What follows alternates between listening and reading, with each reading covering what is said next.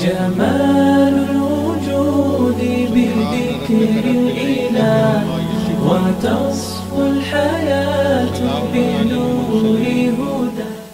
والحمد لله رب العالمين. اللهم صل على سيدنا محمد وعلى آل سيدنا محمد وبارك وسلم. ہر انسان فطری طور پر مل جل کر رہنا پسند کرتا ہے. اگر اس کو کسی مکان میں اکیلا رکھ لیا جائے تو وہ اس کو قید سمجھتا ہے. نظر بند کر دیا گیا، مجھے لوگوں سے ملنے نہیں دیا جا رہا. تو فطرتاً مل جل کر رہنا پسند کرتا ہے. اس لیے شادی بیاہ کر کے اس کے بچے ہوتے ہیں، بیوی ہوتی ہے، وہ ایک گھر کی بنیاد رکھتا ہے اور فیملی اکٹھا رہنا پسند کرتی ہے. جب مل جل کر رہنا ہو تو پھر انسان ایک دوسرے کے ساتھ انٹریکٹ کرتا ہے. جب ایک انسان دوسرے کے ساتھ بھلا کرے تو شریعت حکم دیتی ہے کہ تم بھی اس کے جواب میں اس کا احسان مانو، یعنی بھلائی کا جواب تم بھی بھلائی کے ساتھ دو. کسی کے احسان کو ماننا اس میں عاجزی ہے، اور کسی کے احسان کو نہ ماننا اس میں تکبر ہے. اللہ تعالیٰ تکبر کو ناپسند کرتے ہیں، عاجزی کو پسند کرتے ہیں.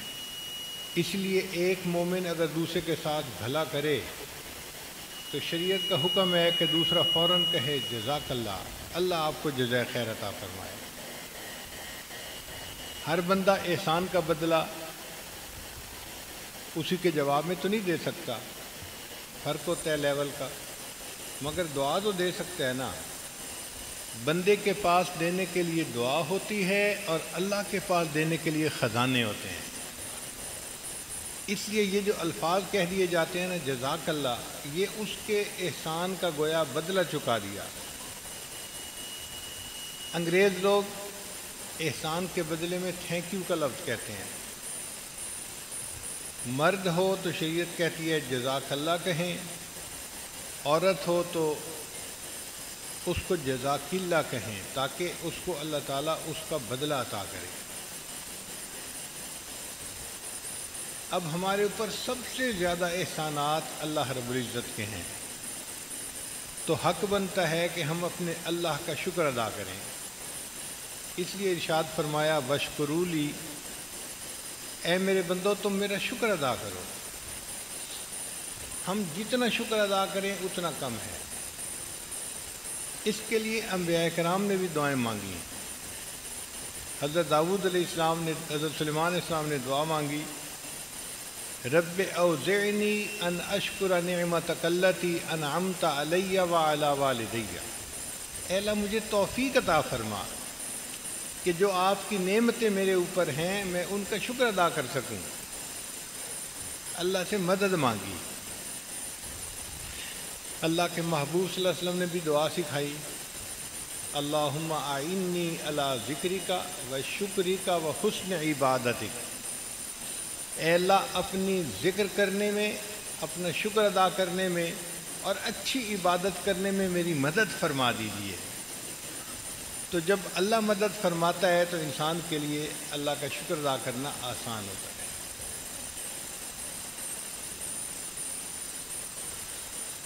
حضرت داؤد علیہ السلام نے فرمایا یا اللہ اگر میرے جسم پر جتنے بال ہیں ہر بال کے بدلے ایک زبان ہوتی اور اتنی زبانوں سے میں 24 گھنٹے آپ کی نعمتوں کا شکر ادا کرتا، میں پھر بھی نعمتوں کا شکر ادا نہ کر سکتا.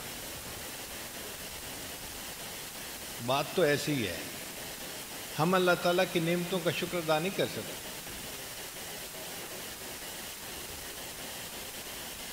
بخاری شریف کی روایت ہے بنی اسرائیل کا ایک راہب تھا، عبادت گزار بندہ تھا. اس نے پہاڑ کی چوٹی کے اوپر 400 سال اللہ کی عبادت کی. اب 400 سال عبادت کرنا ایک بڑی بات ہے، ہماری تو عمر بھی نہیں ہے. 400 سال اس نے عبادت کی، اور پھر اس نے دعا مانگی کہ یا اللہ میری موت سجدے میں آ جائے۔ اللہ نے اس کی دعا قبول کی اور سجدے میں اس کو موت آئی۔ کتنا خوش نصیب انسان تھا۔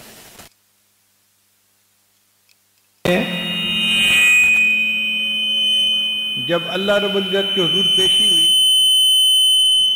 تو اللہ تعالیٰ نے ارشاد فرمایا میرے اس بندے کو میرے فضل کے ساتھ جنت لے جاؤ۔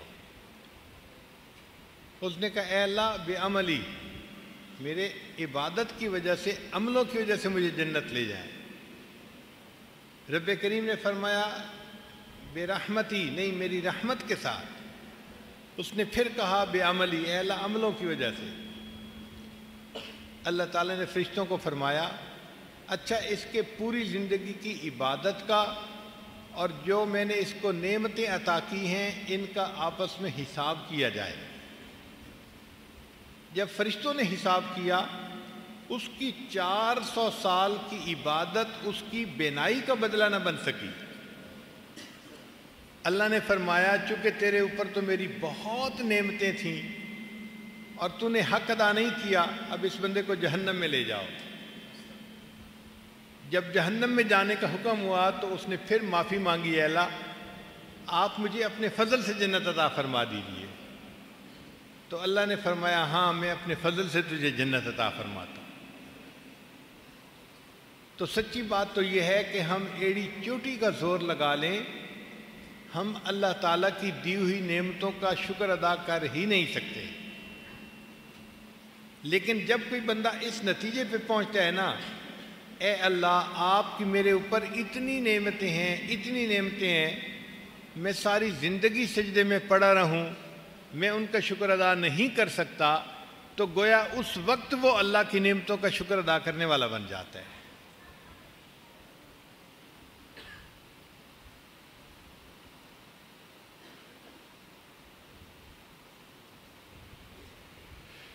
تو وشکروا لی کے بعد فرمایا ولا تکفرون، تم انکار نہ کرو، کفر نہ کرو۔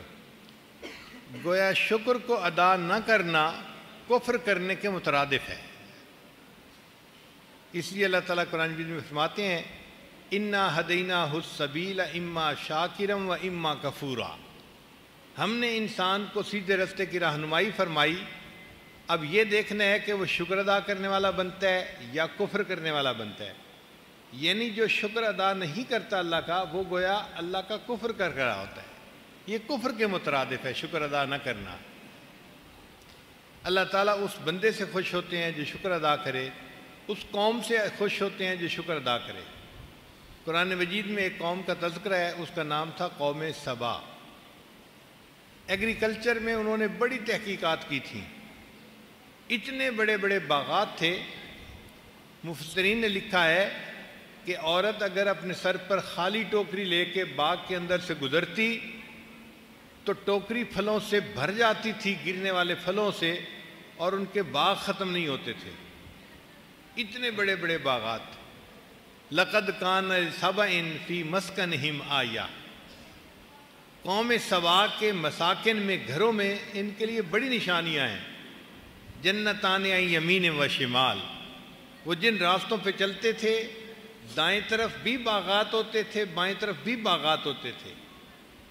اللہ تعالیٰ فرماتے ہیں اے میرے بندو میں نے تمہیں اتنا رزق دیا، کلوا من رزق ربکم واشکروا لہ، اللہ کا دیا ہوا رزق کھاؤ اور اس کا شکر ادا کرو۔ بلدۃ طیبۃ ورب غفور، کتنا پاکیزہ شہر ہے اور اللہ ان بندوں کے گناہوں کو معاف کرنے والا ہے۔ تو اللہ تعالیٰ پسند کرتے ہیں کہ میرے بندے میری نعمتوں کو استعمال کریں اور میرا شکر ادا کریں۔ ایک ایسی بستی بھی تھی جنہوں نے اللہ تعالیٰ کی نعمتوں کی ناقدری کی، تو اللہ تعالیٰ نے ان سے نعمتیں واپس لے لیں۔ اللہ تعالیٰ ارشاد فرماتے ہیں وَضَرَبَ اللَّهُ مَثَلًا قَرْيَةً، اور اللہ مثال بیان فرماتا ہے ایک بستی والوں کی، کانت آمنۃ مطمئنہ، ان کے پاس امن بھی تھا، اطمینان بھی تھا۔ قرآن مجید میں دو لفظ استعمال ہوئے ہیں، امن اور اطمینان۔ مفسرین نے لکھا کیا وجہ تھی؟ ان کو باہر کے دشمن کا ڈر نہیں تھا،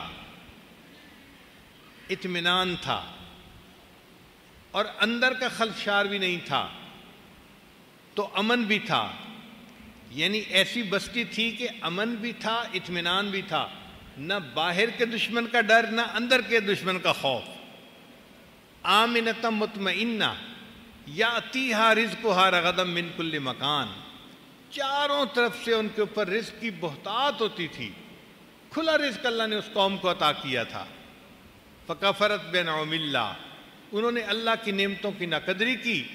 فاذاقها اللہ لباس الجوع والخوف بما كانوا یصنعون، اللہ نے ان کو بھوک ننگ اور خوف کا لباس پہنا دیا کہ وہ کام ہی ایسے کرتے تھے. تو جو پروردگار نعمتیں دینا جانتا ہے وہ پروردگار نعمتیں لینا بھی جانتا ہے. اس لیے نعمتوں کی قدردانی کرنی چاہیے تاکہ اللہ تعالیٰ بندے سے نعمت واپس نہ لے لے.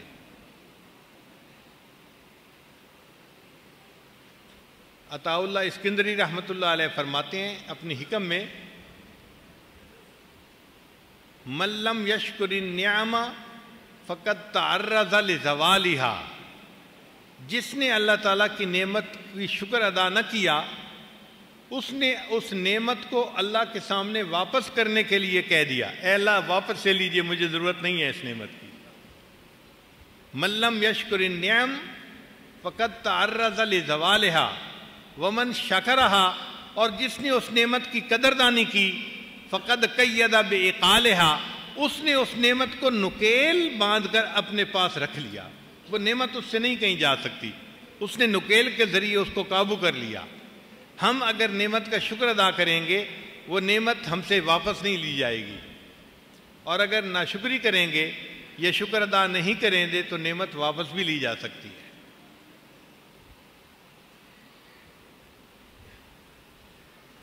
اس لیے اللہ تعالیٰ قرآن مجید میں فرماتے ہیں وَقَلِيلٌ مِّنْ عِبَادِيَ الشَّكُورُ، اور میرے بندوں میں سے تھوڑے ہیں جو میرے شکر گزار ہیں. شکر ادا کرنے والے بندے تھوڑے ہیں. تب انسان نہ شکر ہے، تب شکر ادا کرنا ذرا بوجھ محسوس ہوتا ہے. تو ہمیں اللہ تعالیٰ کا خوب شکر ادا کرنا چاہیے. اس میں واقعی ہم کوتاہی کرنے والے لوگ ہیں.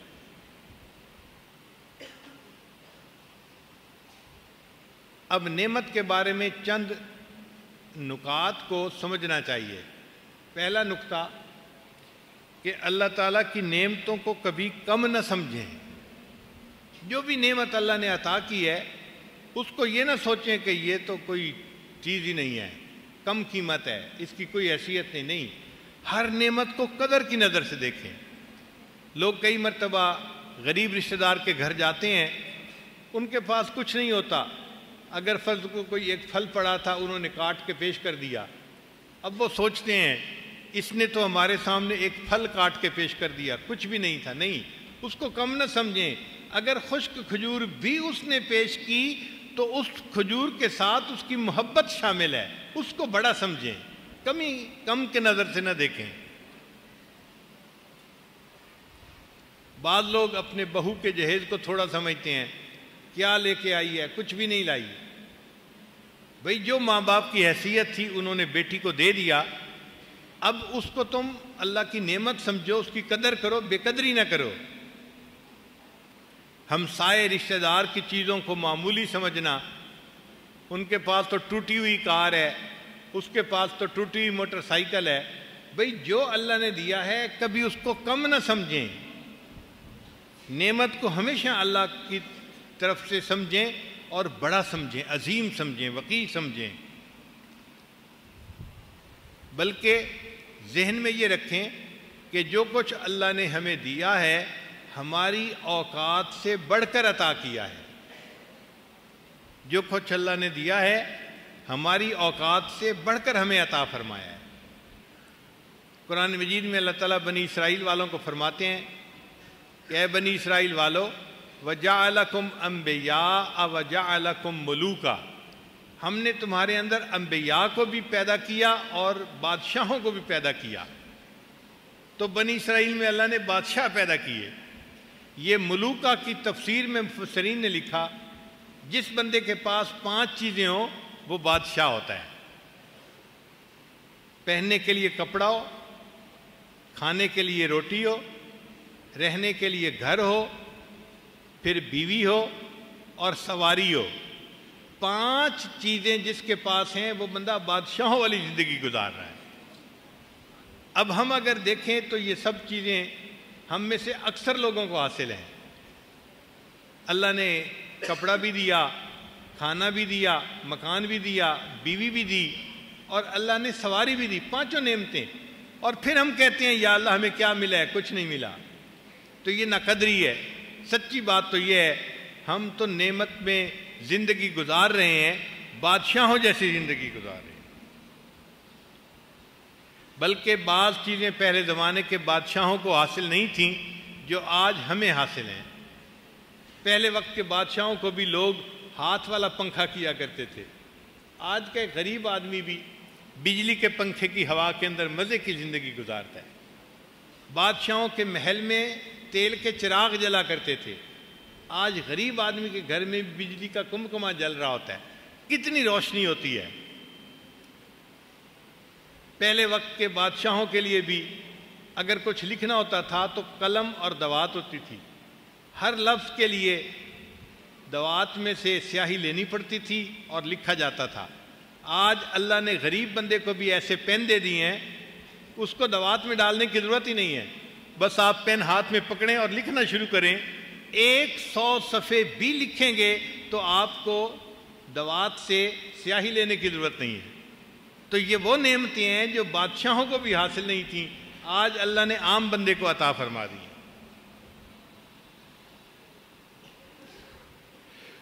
ایک نکتہ اور کہ دین کے معاملے میں ہم اوپر والے کو دیکھیں اور دنیا کے معاملے میں ہم نیچے والے کو دیکھیں۔ جب دین کے معاملے میں اوپر والے کو دیکھیں گے تو دین میں آگے بڑھنے کا جذبہ پیدا ہوگا،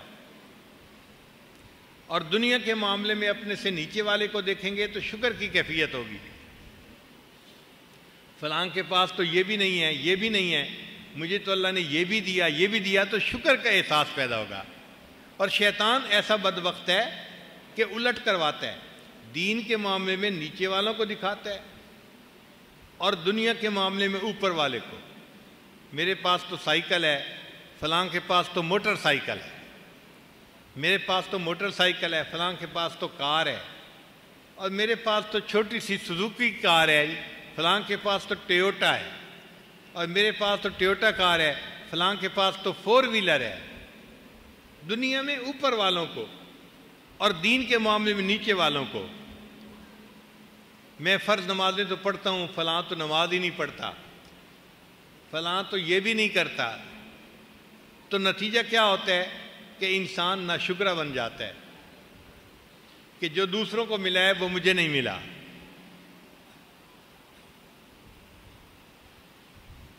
ایک آدمی ظہر کی نماز کے لیے گیا، اس کے پاس پہننے کو جوتے نہیں تھے، پتھریلی زمین تھی تو پاؤں جل رہے تھے، تو وہ مسجد میں تو پہنچ گیا، مگر اس کے دل میں یہ احساس تھا یا اللہ میں تو اس شدت کی دھوپ میں آپ کا فرض ادا کرنے کے لیے آپ کے گھر آ گیا ہوں اور آپ نے مجھے پہننے کے لیے جوتے بھی نہ دیے۔ نماز اس نے ادا کی، مگر سوچ رہا تھا کہ دوبارہ گھر جاؤں گا تو پھر میرے پاؤں جلیں گے اور مجھے تکلیف اٹھانی پڑے گی۔ مسجد سے باہر نکلا تو اس نے ایک بندے کو دیکھا جو مسجد آ رہا تھا، اور اس کی دونوں ٹانگیں جو تھیں وہ کٹی ہوئی تھیں، پاؤں کٹے ہوئے تھے، اور وہ گھسٹ گھسٹ کے مسجد کی طرف نماز پڑھنے کے لیے آ رہا تھا۔ جب اس پر نظر پڑی تو دل پہ چوٹ پڑی، یا اللہ میں تو جوتوں کے لیے شکوہ کر رہا تھا، یہ بھی تو تیرا بندہ ہے جس کے پاؤں ہی نہیں، یہ گھسٹ گھسٹ کے تیرے گھر عبادت کے لیے آ رہا ہے۔ تو دنیا کے معاملے میں نیچے والے کو دیکھیں گے تو شکر کا احساس پیدا ہوگا۔ تو کبھی بھی اللہ کی نعمت کو کم نہ سمجھیں۔ داؤد طائی رحمۃ اللہ علیہ فرمایا کرتے تھے، اے دوست اگر تجھے کھانے میں سبزی ملے تو یہ نہ سوچنا کہ مجھے کھانے میں سبزی ملی، بلکہ یہ سوچنا کہ جب اللہ نے رزق کو تقسیم کیا تو اس پروردگار نے تجھے یاد رکھا۔ یہ کتنی بڑی اللہ کی نعمت ہے کہ اللہ نے ہمیں یاد رکھا، تبھی تو رزق آیا نا. ہم یاد تھے اپنے رب کو. تو سبزی کی طرف نہ دیکھنا کہ کھانے کو خشک روٹی ملی، کھانے کو سبزی ملی، گوشت نہیں ملا، نہیں، بلکہ اس بات کو ذہن میں رکھنا کہ جب میرے مالک نے رزق کو تقسیم کیا تو اس نے مجھے یاد رکھا. اگر کھانے کو دال بھی مل گئی ہے تو اللہ کی نعمت ہے، اللہ کی نعمت سمجھ کے اس کو کھائیں. عبد الرحمن بن عوف رضی اللہ تعالیٰ عنہ ایک صحابی تھے اور تاجر تھے. انہوں نے ایک مرتبہ 1000 اونٹ خریدے. خیال تھا کہ میں 1000 اونٹ خریدوں گا اور بیچوں گا اور مجھے نفع ہوگا. ایک جگہ سے 1000 اونٹ خریدے. جب دوپہر کو دوسری جگہ بیچنے کے لیے لے کر گئے تو ان اونٹوں کی قیمت زیادہ پہ لینے کے لیے کوئی تیار نہیں تھا. بڑی کوشش کے بعد ایک بندے نے کہا بھائی جو آپ کی قیمت خرید ہے نا بس میں اسی پہ لے لوں گا، 1 پیسہ زیادہ نہیں دوں گا. تو عبد الرحمن بن عوف رضی اللہ عنہ نے اس کے ساتھ ڈیل کر لی، سودا کر لیا اور بڑے خوش. ان کے ایک دوست نے دیکھا بھئی اتنے خوش نظر آتے ہیں، کہنے لگے جی میرے 1000 اونٹوں کا سودا ہو گیا. ان کا اونٹوں کا سودا کیسے ہوا کہ جتنے میں خریدے تھے اتنے ہی پہ میں نے بیچ دیے. اس نے کہا اتنے پہ بیچ دیے تو نفع کیا ہوا؟ کہنے لگے مجھے 2000 ریال کا نفع ہوا. بھئی قیمت خرید پہ تم نے بیچ دیے تو نفع کیسے ہو گیا؟ ان کا کہ جب میں نے بیچنے کے لیے بات کی تو میں نے اس کو کہا کہ میں اونٹ بیچوں گا اور اونٹوں کی جو گلے کی رسی ہے نا وہ نہیں ساتھ ہوگی، اور وہ شرط مان گیا. جب خریدے تھے تو اونٹوں کے گلے میں رسی تھی، اب جب بیچے تو میں نے رسی نکال لی تو 1000 رسیاں مجھے مل گئیں اور ہر رسی کی قیمت 1 ریال تھی تو مجھے 1000 ریال کا فائدہ ہو گیا. اس نے کہا آپ تو کہہ رہے تھے کہ مجھے 2000 کا فائدہ ہو گیا. کہنے لگے ہاں 2000 کا فائدہ ہوا. اس نے کہا نہیں 1000 کا ہوا. کہنے لگے نہیں اللہ کے بندے 1000 ریال تو رسیوں سے میری بچت ہو گئی، اور اگر میں ان کو آج نہ بیچتا اونٹوں کو اور کل منڈی میں لے کے جاتا بیچنے کے لیے تو شام کو مجھے ان اونٹوں کو چارہ بھی ڈالنا پڑتا، وہ بھی 1000 ریال کا آتا. آج میں نے بیچ دیے، مجھے چارہ نہیں ڈالنا پڑا تو 1000 وہ بھی میری بچت ہو گئی. تو اس طرح میری بچت 2000 ہے، 1000 نہیں ہے. آپ دیکھیں کتنا معمولی پروفٹ ہے، مگر ایک صحابی اس معمولی پروفٹ کو بھی اللہ کی نعمت سمجھ رہے ہیں اور بڑا سمجھ رہے ہیں. پھر اللہ نے ان کے رزق میں خوب برکت دی تھی. ہزاروں جانوروں کے وہ مالک تھے. ہم بھی اللہ تعالیٰ کی بارگاہ میں جو آنے والا نفع ہے اس کو تھوڑا نہ سمجھیں، ہمیشہ زیادہ سمجھیں. بھئی لاس تو نہیں ہے نا، اللہ نے پروفٹ ہی دیا ہے نا، تھوڑا صحیح تو کیا ہو گیا، اللہ کا شکر ادا کریں. ورنہ تو انسان پروفٹ کے باوجود بھی ناشکری ادا کرتا ہے. پھر ایک نقطہ یہ بھی ہے کہ اللہ تعالیٰ کی نعمت کو کبھی ضائع نہ کریں. کتابوں میں لکھا ہے کہ جو بندہ دسترخوان کے اوپر کھانے کے چھوٹے چھوٹے ٹکڑوں کو بھی کھا لیتا ہے یہ جنت کی حوروں کا حق مہر ادا ہو جاتا ہے. اور بعض بزرگوں نے لکھا ہے کہ جو بندہ کھانے پہ چھوٹے چھوٹے ٹکڑوں کو بھی کھا لیتا ہے تو اللہ تعالیٰ اس کے بدلے اس کے رزق میں فراخی عطا فرما دیتے ہیں. اسی لیے شریعت نے کہا کہ اگر بندہ انگلیوں سے کھانا کھائے نا، جیسے پلاؤ وغیرہ کھاتا ہے، تو وہ اپنی انگلیوں کو چاٹ لے. کیوں؟ کہ انگلیوں کے ساتھ جو کھانا لگا ہوا ہے وہ بھی نعمت ہے، اس کو کم نہ سمجھیں. اگر ویسے ہی انگلیاں دھو دیں گے تو وہ کھانا پانی کے ساتھ بہہ جائے گا اور نعمت کی ناقدری ہوگی. اس لیے بہتر ہے کہ پہلے انگلیوں کو چاٹ لیا جائے پھر ہاتھ کو دھویا جائے. ایک مرتبہ حضرت اقدس تھانوی رحمۃ اللہ علیہ ریل میں سفر کر رہے تھے. ایک نواب صاحب بھی اسی ڈبے میں تھے. انہوں نے جب سنا کہ ایک بڑے عالم بیٹھے ہیں تو نواب صاحب آ کے بیٹھ گئے اور تھوڑی دیر بات چیت ہوتی رہی. کچھ دیر کے بعد کھانے کا وقت ہو گیا تو تو حضرت تھانوی رحمۃ اللہ نے دسترخوان لگوا دیا اور جو ماحضر تھا وہ دسترخوان پہ رکھ دیا کھانا. نواب صاحب بھی کھانے میں شریک ہو گئے. اب نواب صاحب بیٹھے ہوئے کھانا کھا رہے تھے. ان کے ہاتھ سے ایک بوٹی انہوں نے اٹھائی اور منہ میں ڈالنے لگے تو وہ بوٹی نیچے گر گئی. اب وہ بوٹی جب نیچے گری تو دسترخوان جو ٹیبل تھا اس کے اوپر لگی اور وہاں سے فرش کے اوپر گر گئی. جب وہ بوٹی فرش کے اوپر گری تو نواب صاحب نے اپنے پاؤں کے جوتے کے ساتھ اس کو سیٹ کے نیچے دھکیل دیا کہ یہ بوٹی تو اب نیچے گر گئی ہے، کھانے کے قابل نہیں، اس کو دھکیل دیا. حضرت تھانوی رحمۃ اللہ کا چہرے کی جو حالت تھی نا وہ بدل گئی، متغیر ہو گئی. حضرت مجذوب رحمۃ اللہ علیہ خدمت میں تھے، وہ پہچان گئے تو انہوں نے اشارے سے حضرت سے پوچھا کہ حضرت آپ کی طبیعت میں ناگواری کی کیفیت ہے. تو حضرت نے اشارہ کیا کہ بوٹی اللہ کی نعمت ہے، اگر نیچے گر گئی تو کیا ہو گیا، اس کو اٹھا کے دھو کے صاف کر کے کھایا جا سکتا ہے. اس نے پاؤں کے ساتھ اس کو دھکیل دیا، یہ رزق کی ناقدری مجھے ناپسند آئی. حضرت مجذوب رحمۃ اللہ نے اس بوٹی کو اٹھایا اور پانی سے اس کو اچھی طرح دھو کے صاف پاک کر لیا اور پھر اس کو کھا لیا. پھر حضرت تھانوی رحمۃ اللہ نے اس نواب صاحب کو سمجھایا کہ دیکھو یہ اللہ کا رزق تھا، ہاتھ سے اگر نیچے گر گیا تھا تو کیا ہو گیا، اس کو دھو کے صاف کر کے دوبارہ استعمال کیا جا سکتا ہے. آپ نے پاؤں سے اس کو دھکیل دیا، یہ اللہ کی رزق کی ناقدری ہے، اس کی وجہ سے اللہ ناراض ہوتے ہیں.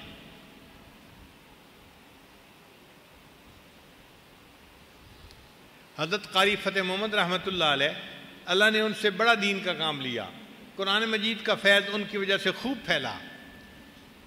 ان کے ایک دوست تھے جو حکیم صاحب تھے، اور یہ جو حکیم حضرات ہوتے ہیں نا، جہاں بیٹھتے ہیں اپنی حکمت کی باتیں کرتے ہی رہتے ہیں.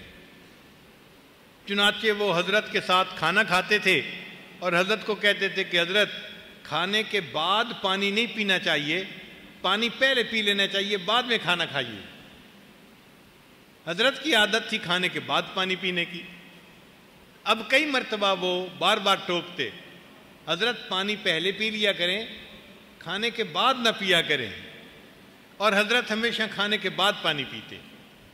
ایک دن اس نے کہا کہ حضرت میں نے اتنی دفعہ عرض کیا ہے کہ حکمت کی نظر میں پانی پہلے پینا چاہیے، آپ بعد میں پیتے ہیں، اس کی وجہ کیا ہے؟ حضرت نے فرمایا دیکھو بھائی، میں جب کھانا کھاتا ہوں نا تو کھانے کے بعد چھوٹے چھوٹے ذرات میرے منہ میں اور دانتوں میں بچے ہوتے ہیں. میں اس نیت سے پانی پی لیتا ہوں کہ اب میں پانی پیوں گا اور وہ چھوٹے چھوٹے ذرات میرے جسم میں چلے جائیں گے اور جسم کا حصہ بن جائیں گے. اگر میں ویسے ہی کلی کر لوں تو کلی میں وہ ذرات نیچے گریں گے اور ضائع ہو جائیں گے. میں اللہ کے رزق کی ناقدری نہیں کرنا چاہتا، اس لیے میں بعد میں پانی پیتا ہوں. تو ہمارے بزرگ اتنے چھوٹے چھوٹے ذرات کی بھی رعایت کرتے تھے کہ اللہ کا رزق ہے، ہم نے اس کو ضائع نہیں ہونے دینا.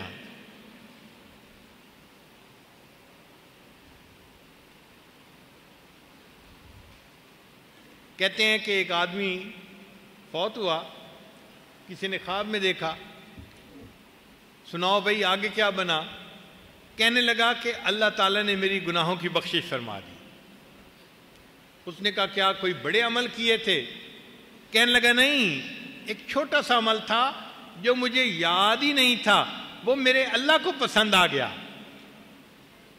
ہمیں بھی بتاؤ بھائی تمہارا کون سا عمل اللہ کو پسند آ گیا؟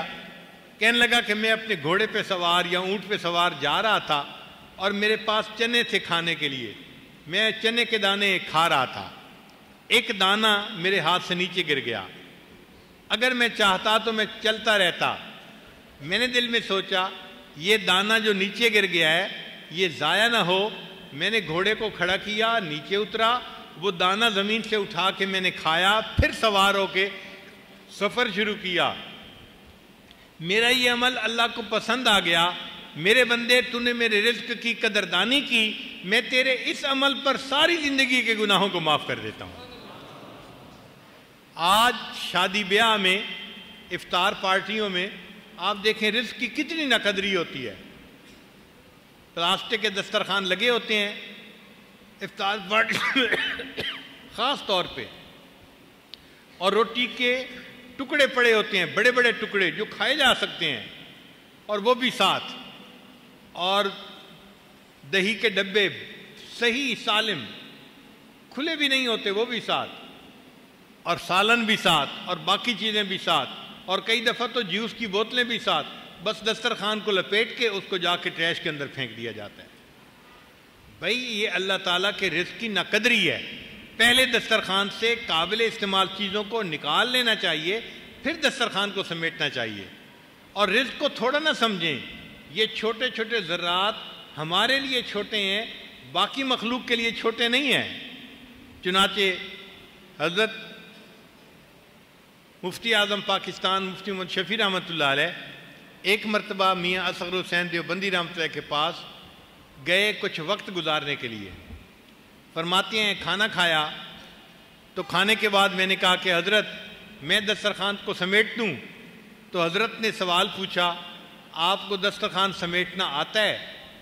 میں نے عرض کیا حضرت آپ مجھے سکھا دیجئے دسترخوان کیسے سمیٹتے ہیں۔ حضرت نے فرمایا بھئی دیکھو جو دسترخوان پہ بچا ہوا کھانا ہوتا ہے نا، میں پہلے اسے اٹھا کے گھر پہنچاتا ہوں، وہ اہل خانہ کھا لیتے ہیں، کیونکہ مومن کے بچے ہوئے کھانے کے اندر اللہ نے شفا رکھی ہے، اس کھانے میں شفا ان کو نصیب ہو جاتی ہے۔ پھر جو چھوٹے چھوٹے ذرات ہیں میں دسترخوان سے ان ذرات کو اکٹھا کرتا ہوں، ایک ذرے کو بھی ضائع نہیں ہونے دیتا۔ حضرت اس کی وجہ اس لیے کہ ان ذرات کو میں فلاں جگہ جا کر جو ہے نا ڈالتا ہوں، وہاں پر چیونٹیوں کے بل ہیں، وہ چیونٹیاں ان کو کھا لیتی ہیں۔ میرے نزدیک وہ ذرات ہیں اور ان چیونٹیوں کے لیے وہ مستقل رزق ہے، ان کے لیے چھوٹے نہیں ہیں، ان کے لیے بہت بڑے ہیں، اس لیے وہ ان کا رزق بن جاتا ہے۔ پھر جو ہڈیاں بچی ہوتی ہیں میں ان کو ویسے نہیں پھینک دیتا، چوراہے کے اوپر فلاں جگہ پھینکتا ہوں۔ وہ کیوں؟ اس لیے کہ رات کو وہاں پر کتے بیٹھتے ہیں، پہرا دیتے ہیں، اور ان کتوں کو کھانے کے لیے ہڈیاں مل جاتی ہیں، تو یہ ہڈیاں میرے لیے فالتو ہیں، ان کے لیے رزق بن جاتی ہیں، اور اس کا ان کو فائدہ ہو جاتا ہے۔ تو دیکھیے دسترخوان سمیٹنے میں بھی ہڈیوں کا بھی خیال رکھنا، ذرات کا بھی خیال رکھنا، بچے ہوئے کھانوں کا بھی خیال رکھنا، یہ ہے دسترخوان کو سمیٹنا۔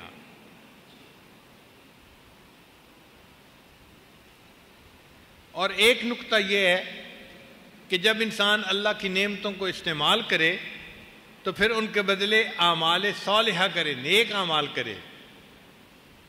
ایک بزرگ اللہ کا دیا ہوا رزق استعمال کرتے تھے، پھر ساری رات مصلی پہ کھڑے ہو کے قرآن پڑھا کرتے تھے۔ کسی نے کہا جی آپ تو بڑی عبادت کرتے ہیں، کہنے لگے نہیں میں زیادہ عبادت نہیں کرتا۔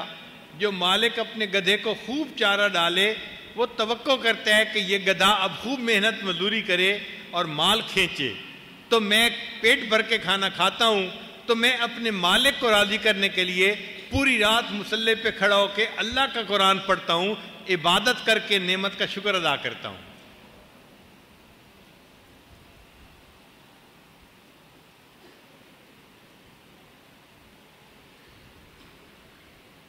ایک انسان گھوڑا پالتا ہے تو گھوڑا جو ہے وہ اپنے مالک کا وفادار ہوتا ہے۔ مالک اس کو تانگے کے اندر باندھ دیتا ہے، گھوڑا سارا دن اس تانگے کے بوجھ کو کھینچتا ہے اور انکار نہیں کرتا۔ شام ہو گئی، اب وہ تانگے والا اپنے گھر آنا چاہتا ہے واپس۔ جب اپنے گھر آنا چاہتا ہے تو عین اس وقت 3-4 سواریاں آ جاتی ہیں اور تانگے والے کو کہتی ہیں او جی ہمیں دیر ہو گئی، اسٹیشن پہ کہیں ٹرین نہ نکل جائے، ذرا ہمیں پہنچا دیں، ہم آپ کو زیادہ پیسے دے دیں گے۔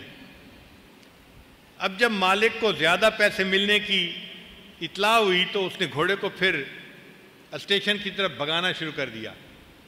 اب یہ گھوڑا 8 گھنٹے کی ڈیوٹی دے چکا تھا، گھر آنے کا وقت ہو چکا تھا، مالک کو طمع ہوئی تھوڑی سی اور آمدنی کی، اس نے اس گھوڑے کو مزید جو ہے بھاگنے پہ لگا دیا۔ گھوڑے نے بھاگنا شروع کر دیا۔ اب چونکہ ٹائم کم ہے تو مالک چاہتا ہے یہ زیادہ تیز بھاگے، وہ اس کو چھانٹے مار رہا ہے۔ گھوڑا اپنے مالک کو نہیں کہہ سکتا جناب میں نے سارا دن اپنی ڈیوٹی پوری کر لی، اب تو آپ مجھ سے اوور ٹائم لے رہے ہیں، تو اوور ٹائم میں بھاگ بھی رہا ہوں اور پھر چھانٹے کیوں مار رہے ہیں؟ مالک چاہتا ہے اور تیز بھاگو، تیز بھی بھاگ رہا ہے، اوپر سے چھانٹے بھی کھا رہا ہے، شکوہ نہیں کر سکتا، مالک کو انکار نہیں کر سکتا۔ آپ اندازہ لگائیے وہ اپنے مالک کا کتنا مطیع اور فرمانبردار ہے۔ ہم تو ذرا سی کوئی بات ہوتی ہے اپنے مالک کے شکوے کرنا شروع کر دیتے ہیں، ہمیں یہ نہ ملا، وہ نہ ملا، ہمیں یہ نہیں دیا، وہ نہیں دیا۔ اور دیکھیں گھوڑا اسٹیشن پہ جا کر پہنچتا ہے تو مالک تو سواریوں سے پیسے لینے میں مصروف ہو جاتا ہے، اور گھوڑے کو بھاگ بھاگ کے پیاس لگی ہوئی ہے، اور مالک نے پورا دن اس کو پانی نہیں پلایا۔ وہ گھوڑا قریب نالی تھی، گندی نالی، گندے پانی کی نالی، اسی میں منہ ڈال کے گندا پانی پینا شروع کر دیتا ہے۔ مالک جب گھوڑے کو نالی کا پانی پیتا دیکھتا ہے، اوہو میں نے تو گھوڑے کو پانی نہیں پلایا، تب وہ مالک پانی کی بالٹی بھر کے گھوڑے کے سامنے رکھتا ہے۔ گھوڑا یہ شکوہ بھی نہیں کر سکتا میں نے سارا دن بھاگ بھاگ کے ڈیوٹی دی اور آپ نے تو مجھے پانی نہیں پلایا، اس کی زبان اللہ نے بند کر دی۔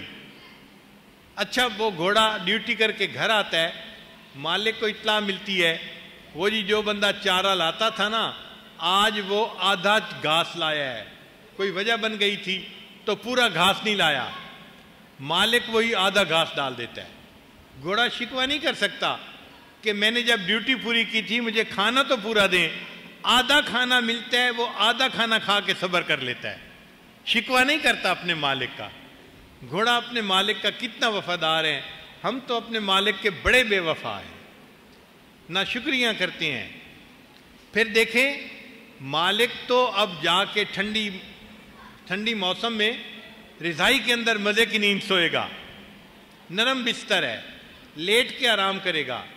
گھوڑے کے لیے بستر نہیں ہے، گھوڑا لیٹ کے نہیں سوتا، وہ بیٹھ کے یا کھڑے ہو کے پوری رات گزار لیتا ہے، اور کئی مرتبہ اس کا مالک اس کو کمرے کے اندر بھی نہیں باندھتا، یا ٹھنڈی ہوا کے تھپیڑے لگ رہے ہوتے ہیں اور گھوڑا باہر ہی کھڑا ہوتا ہے، اور اگلے دن وہ گھوڑا اپنے مالک سے سک لیو اپلائی نہیں کر سکتا، جناب آج میری طبیعت خراب ہے میں آج ڈیوٹی پہ نہیں آ سکتا۔ اللہ فرماتے ہیں نہیں، تو اس انسان کا ماتحت ہے، اب تو نے ڈیوٹی کرنی ہے چاہے جو بھی ہو۔ وہ اگلے دن پھر ڈیوٹی کے لیے تیار ہوتا ہے، حالانکہ رات کو اس کو آرام نہیں ملا ہوتا۔ تو گھوڑا اپنے مالک کا کتنا وفادار، ہم تو اتنی وفاداری نہیں کرتے اپنے پروردگار کی۔ کتابوں میں لکھا ہے کہ جس گھوڑے کو اس کا مالک جہاد کے لیے پالے، وہ گھوڑا سمجھتا ہے کہ میرا مالک مجھے کھلا پلا رہا ہے ایک مقصد کے لیے۔ اب اس کا مالک اس پہ سواری کرتا ہے اور سوار ہو کے پھر دشمن کے سامنے آتا ہے، گھوڑا دیکھتا ہے سامنے بھی گھوڑے کی لائنیں لگی ہوئی ہیں، دشمن کی صفیں بنی ہوئی ہیں، اور میں بھی ایک صف میں کھڑا ہوں۔ اب اس گھوڑے کا مالک اس کو پاؤں کا اشارہ کرتا ہے کہ بھاگو، اور گھوڑا سامنے دشمن کی صفوں کی طرف بھاگنا شروع کرتا ہے۔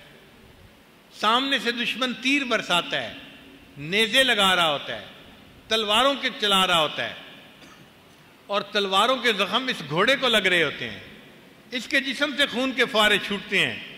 یہ گھوڑا چاہتا اپنی جان بچا کے واپس بھاگ سکتا تھا، یہ نہیں واپس بھاگتا، یہ سمجھتا ہے میرے مالک نے مجھے پالا ہی اسی وقت کے لیے تھا، آج یہ وقت آ گیا میں نے اپنے مالک سے وفا دکھانی ہے۔ یہ گھوڑا بھاگتا رہتا ہے، دشمن کی صفوں کو چیرتا ہے، جسم پہ زخم برداشت کرتا ہے، تیر ہو تلوار ہو ہر زخم کو برداشت کر کے مالک کے اشارے کو پورے کر کے دکھاتا ہے اور دشمن کی صفوں میں گھس جاتا ہے۔ اللہ کو گھوڑے کی یہ وفا پسند آئی، اس گھوڑے کے پاؤں سے جو مٹی اڑ رہی تھی اللہ نے قرآن میں اس مٹی کی قسمیں کھائیں، وَالْعَادِيَاتِ ضَبْحًا فَالْمُورِيَاتِ قَدْحًا فَالْمُغِيرَاتِ صُبْحًا۔ اللہ اس گھوڑے کے پاؤں سے اڑنے والی گرد کی قسمیں کھا رہے ہیں۔ اے میرے گھوڑے تو کتنا وفادار نکلا کہ تو نے اپنے مالک سے وفا کر کے دکھا دی۔ ہم اگر اپنے مالک سے وفا کریں گے تو مالک کو یہ بات کتنی پسند آئے گی۔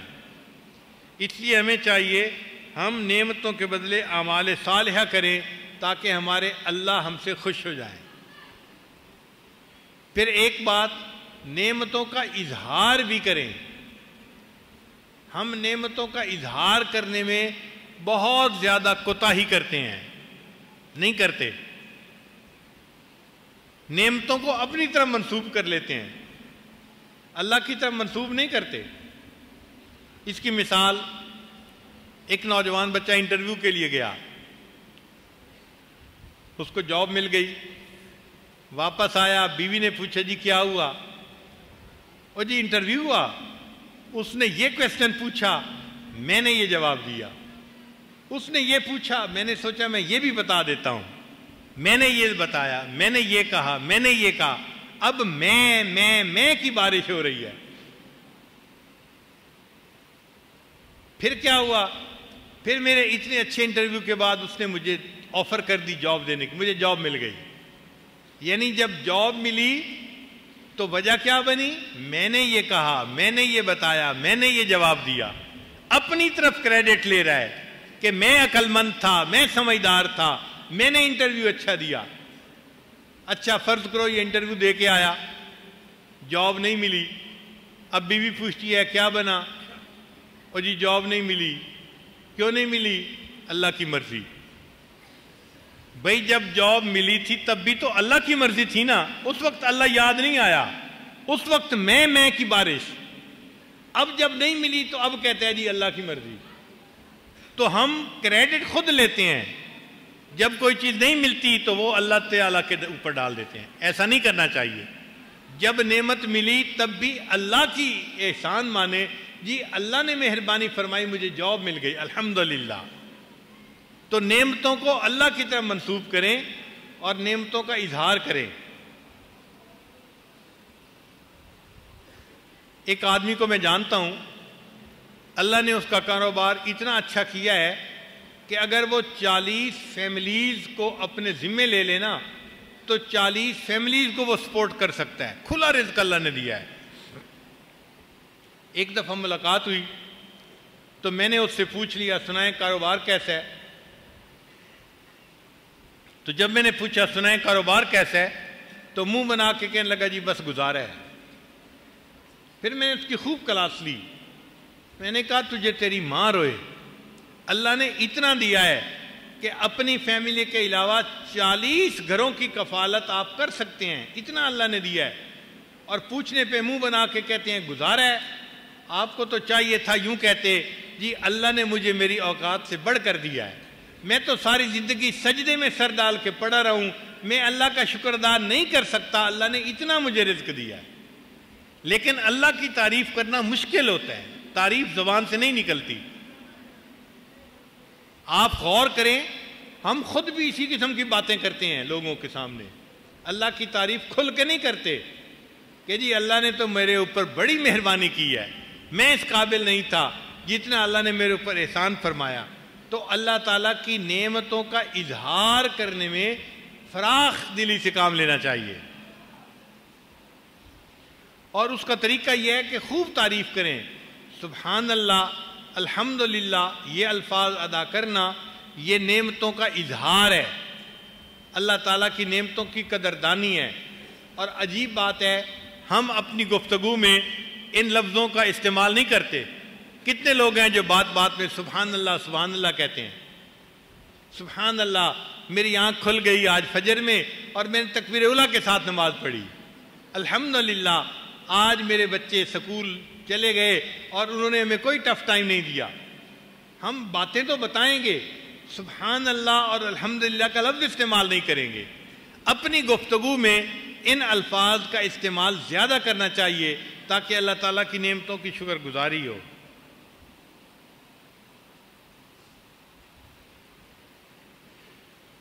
پھر جہاں اللہ کا شکر ادا کریں، اللہ کے بندوں کا بھی شکر ادا کریں۔ نبی علیہ السلام نے ارشاد فرمایا من لم یشکر الناس لم یشکر اللہ، جو انسانوں کا شکر ادا نہیں کرتا وہ اللہ کا بھی شکر ادا نہیں کرتا۔ اور ہم واقعی انسانوں کا شکر ادا نہیں کرتے۔ آپ دیکھیں، آپ نے کسی نوجوان لڑکے کو دیکھا وہ اپنے والدین کا شکر ادا کر رہا ہو جی آپ نے مجھے پالا، تعلیم دلوائی، میری حفاظت کی، نشو و نما کی، آج میں بڑا ہو کے کسی کام کے قابل ہوا، میں آپ کا بڑا شکر ادا کرتا ہوں۔ ہم اس کو اپنا حق سمجھتے ہیں، بلکہ ان ماں باپ کو آنکھیں دکھاتے ہیں۔ نوجوان بچے کو ماں کچھ بات کہہ کے دیکھے، نوجوان بچہ اپنی ماں کو ڈانٹتا ہے، شکر ادا کرنا تو دور کی بات ہے۔ کبھی چھوٹے بھائی کو دیکھا اس نے بڑے بھائی کا شکر ادا کیا ہو؟ ہم انسانوں کا شکر ادا بھی نہیں کرتے، حق سمجھتے ہیں۔ خاوند نے بیوی کا شکریہ ادا کیا ہو، آپ میرے بچوں کی ماں ہیں، سارا دن ان کو سنبھالتی ہیں، گھر کو سنبھالا ہوا ہے، اور میری زندگی میں آپ کی وجہ سے اتنی برکتیں ہیں، اللہ آپ کا بھلا کرے، اللہ آپ کو جزائے خیر عطا فرمائے۔ ہماری زبان سے شکریہ کا لفظ تو ادا ہی نہیں ہوتا، ہم اسے اپنا حق سمجھ رہے ہوتے ہیں۔ اللہ تعالیٰ فرماتے ہیں انشکر لی ولوالدیک، میرا شکر ادا کرو اور اپنے والدین کا شکر ادا کرو۔ نوجوان بچے اپنے دلوں میں جھانک کے دیکھیں، ان میں سے کتنے ہیں جنہوں نے اپنے ماں باپ کا شکر ادا کیا ہوگا؟ بہت لوگ وہ ہوں گے کہ جنہوں نے شکریہ ادا نہیں کیا، الٹا ناشکری کی ہوگی۔ ماں باپ ساری عمر احسانات کرتے رہتے ہیں، چھوٹی سی بات میں اونچ نیچ ہو جائے تو ماں باپ سے لڑائی شروع کر دیتے ہیں، ماں باپ سے بولنا بند کر دیتے ہیں، ماں باپ کے آپ پاس آنا اور ملنا بند کر دیتے ہیں۔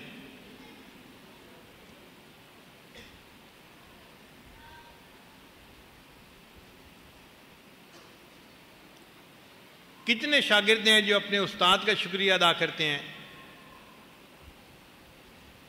پڑوسی کا شکریہ ادا کرنے میں سستی کرتا ہے، تو ہم خوب دوسرے کا شکریہ ادا کریں۔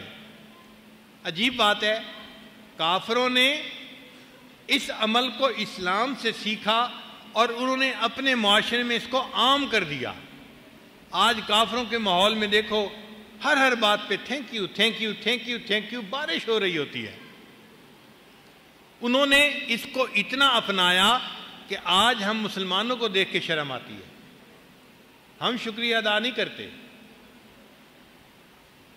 بیرون ملک میں ہمارا ایک مدرسہ ہے، ایک مرتبہ ایک بندہ چاکلیٹ لایا، ڈبہ لایا، ہم نے کہا اچھا ہم بچوں میں تقسیم کر دیں گے۔ کوئی 60 بچے پڑھتے تھے، میں نے استاد کو پیغام بھجوایا کہ بچے جب چھٹی کریں تو یہ لائن بنا کے میرے پاس آ جائیں۔ میرا دفتر جو تھا وہ دروازے کے قریب ہی تھا، اور میں ان کو ایک ایک چاکلیٹ جو ہے وہ دیتا جاؤں گا، یہ لے کے باہر جائیں گے، کھا لیں گے اور مدرسے کے اندر ادھم نہیں مچائیں گے۔ اب جب وہ بچے آئے، میں نے ان میں سے ایک ایک بچے کو چاکلیٹ دینی شروع کر دی۔ 60 بچوں میں صرف 4 بچے تھے جنہوں نے چاکلیٹ لیا اور مجھے جزاک اللہ کہا یا تھینک یو کہا۔ 56 بچے ایسے تھے جنہوں نے چاکلیٹ لیا، چپ کر کے لیا اور چپ کر کے چلے گئے۔ ان کے ماں باپ نے ان کو شکریہ ادا کرنا سکھایا ہی نہیں تھا۔ اس کا مطلب یہ کہ ہم شکریہ ادا کرنے میں بہت کوتاہی کرتے ہیں۔ 60 میں سے 56 بچوں نے ایک لفظ نہیں بولا، چیز لے لی اور چلے گئے۔ ایک مرتبہ کی بات ہے، کوئی 10-15 سال پہلے مجھے پیرس سے نیو یارک کی طرف سفر کرنا تھا۔ اللہ کی شان دیکھیں کہ ساتھ والی سیٹ پر ایک امریکن خاتون آ کر بیٹھ گئی اور اس کی گود میں ایک 2 سال کی بچی تھی، چھوٹی بچی تھی۔ تھوڑی دیر کے بعد کھانا لگایا گیا مہمانوں کے سامنے۔ میں کتاب پڑھ رہا تھا، میں نے منع کر دیا کہ مجھے کھانا نہیں کھانا۔ اس نے اپنے سامنے دسترخوان پہ کھانا لگوا لیا۔ اب گو میں کتاب پڑھ رہا تھا، مگر مجھے کتاب پڑھنے کے باوجود اتنا پتہ چل رہا تھا کہ ساتھ والی سیٹ پہ ہو کیا رہا ہے۔ یہ نہیں کہ بندہ ادھر دیکھتا ہے، دیکھنے کی ضرورت نہیں ہوتی۔ میں دیکھ اس بندے کو رہا ہوں اور ویژن کا پھیلاؤ اتنا ہے کہ مجھے یہ پتہ چل رہا ہے یہ بندہ ہاتھ ہلا رہا ہے، اوپر کر رہا ہے، نیچے کر رہا ہے، پتہ چلتا ہے۔ میں نے دیکھا کہ اس خاتون نے اپنی چھوٹی بچی کو چاولوں کا لقمہ منہ میں ڈالا اور کہا سے تھینک یو. تو وہ چھوٹی سی بچی نے کہا موم تھینک یو. پھر دوسرا لقمہ ڈالا، پھر کہا سے تھینک یو. بچی نے کہا تھینک یو. جب 3-4 مرتبہ تھینک یو کا لفظ ہوا تو مجھے محسوس ہوا کہ یہ عام بات نہیں ہے، کوئی خاص بات ہے. تو میں حیران ہوا کہ یہ کیسی ماں ہے کہ جو ہر لقمہ کھلاتے ہوئے بچی سے تھینک یو کا لفظ کہلوا رہی ہے. میرے حساب سے اس کافرہ خاتون نے کھانے کے دوران 35 مرتبہ یا 36 مرتبہ اپنی بچی سے تھینک یو لفظ کہلوایا. آپ مجھے بتائیں کوئی مسلمان ماں ایسی ہے جو ایک کھانے کے دوران اپنے بچے کو ایک دفعہ شکریہ ادا کرنے کی تعلیم دے؟ کافر ماں 35 مرتبہ شکریہ کا لفظ کہلوا رہی ہے، اس لیے ان کی گھٹی میں شکریہ پڑ جاتا ہے. وہ بچے بڑے ہوتے ہیں ذرا سی بات پہ thank you thank you thank you thank you کہتے ہیں. نعمت ہماری تھی، تعلیم ہماری تھی، اپنا کافروں نے لی اور ہم مسلمان اس سے محروم ہو گئے. اس لیے پھر ہم شکریہ ادا ہی نہیں کرتے کسی کا.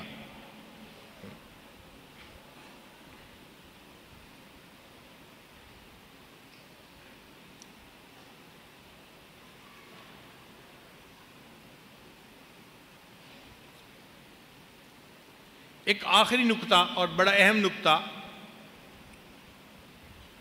کس نعمت پر ہم اللہ کا شکر ادا کریں. عام طور پہ یہ بات سمجھ میں نہیں آتی. کس نعمت پر اللہ کا شکر ادا کریں، یہ بات سمجھنے والی ہے. اور ان تمام باتوں کی دلیل یا تو قرآن پاک کی آیت ہوگی یا حدیث مبارکہ ہوگی. پہلی بات، اللہ تعالیٰ نے ہمیں تندرست جسم عطا فرمایا، اس پر اللہ کا شکر ادا کریں. وَجَعَلَ لَكُمُ السَّمْعَ وَالْأَبْصَارَ وَالْأَفْئِدَةَ لَعَلَّكُمْ تَشْكُرُونَ. تو ان اعضاء کے صحیح ملنے پر اللہ کا شکر ادا کریں.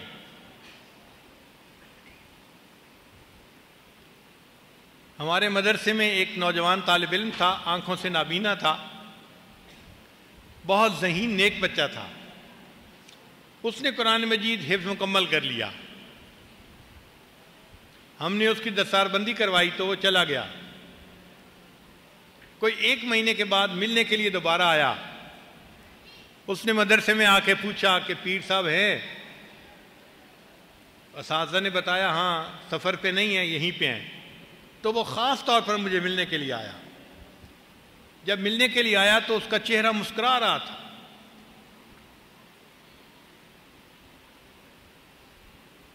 چہرہ نور سے تمتما رہا تھا اس حافظ نوجوان کا. نیک متقی نوجوان تھا. میں نے اس کے مسکراتے چمکتے چہرے کو دیکھا تو اس نے مجھے کہا حضرت صاحب آج میں ایک خاص دعا آپ سے کروانے کے لیے اسپیشل آیا ہوں ملنے کے لیے. اب میری کوتاہی، میں نے اس کو مس انڈرسٹینڈ کیا.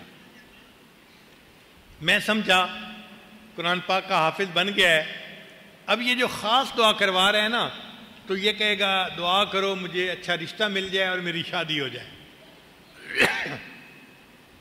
تو میں نے کہا کہ حافظ صاحب آپ کا حفظ تو مکمل ہو گیا، کون سی خاص دعا کروانا چاہتے ہیں؟ شادی کی دعا کروانا چاہتے ہیں؟ تو میری بات سن کے نا یکدم وہ سیریس ہو گیا، سنجیدہ ہو گیا. تو میں بھی پریشان ہو گیا کہ بھئی میں نے غلط بات کر دی. تو میں نے پوچھا حافظ صاحب کیا دعا کروانی ہے؟ کہنے لگا کہ حضرت میں خاص دعا کروانے کے لیے یہ آیا ہوں کہ جس کو میں اپنی ماں کہتا ہوں میں زندگی میں 1 مرتبہ بھی اس کی شکل نہیں دیکھ سکا. آپ دعا کریں اللہ مجھے بینائی دے دے، میں 1 مرتبہ تو ماں کا چہرہ دیکھ لوں. اس کی بات سن کے میری آنکھوں میں آنسو آ گئے. یا اللہ ہم نے کبھی اس کو نعمت ہی نہیں سمجھا، یہ کتنی بڑی نعمت ہے جو آپ نے عطا کی ہے. یہ بچہ اپنی ماں کی شکل دیکھنے کو ترستا ہے. تو اللہ تعالیٰ نے صحیح سالم جسم عطا فرمایا، اس پر اللہ کا شکر ادا کرنا چاہیے. ایک مرتبہ حرم میں نے نماز ادا کی، عصر کی. تو میرے بالکل سامنے آگے ایک نوجوان آدمی تھا اور کندھوں سے اس کے دونوں بازو کٹے ہوئے تھے، دونوں بازو کندھوں سے کٹے ہوئے تھے۔ وہ نماز پڑھ کے کھڑا ہوا تو ایک بندے نے گزرتے ہوئے اس کو سلام کیا، تو اس نے کہا وعلیکم السلام۔ اس نے پوچھا کیا حال ہے؟ تو کہتے ہیں الحمدللہ علی کل حال۔ میں نے اس کی زبان سے یہ لفظ سنے، یقین جانو میری آنکھوں میں سے آنسو آ گئے۔ اے اللہ، اس بندے کے دونوں بازو نہیں ہیں، یہ نہیں کہ ہاتھ نہیں ہے بازو ہیں، نہیں، کندھوں سے دونوں بازو کٹے ہوئے ہیں، اور یہ اس وقت بھی کہہ رہا ہے الحمدللہ علی کل حال۔ پھر میں بہت دیر سوچتا رہا، یا اللہ یہ بندہ کیسے کھانا کھاتا ہوگا، پانی کیسے پیتا ہوگا، اے اللہ رات کو سوئے ہوئے سردی کے موسم میں اس کے اوپر سے اگر کمبل ہٹ جاتا ہوگا تو یہ دوبارہ کمبل کیسے اپنے اوپر لیتا ہوگا، اے اللہ یہ اپنے زندگی میں کپڑے کیسے اپنے بدلتا ہوگا، ہر چیز میں دوسروں کا محتاج، اور پھر اللہ کا شکر ادا کر رہا ہے۔ ہمیں اللہ نے صحیح سالم جسم عطا فرمایا، ہم جتنا اللہ کا شکر ادا کریں اتنا کم ہے۔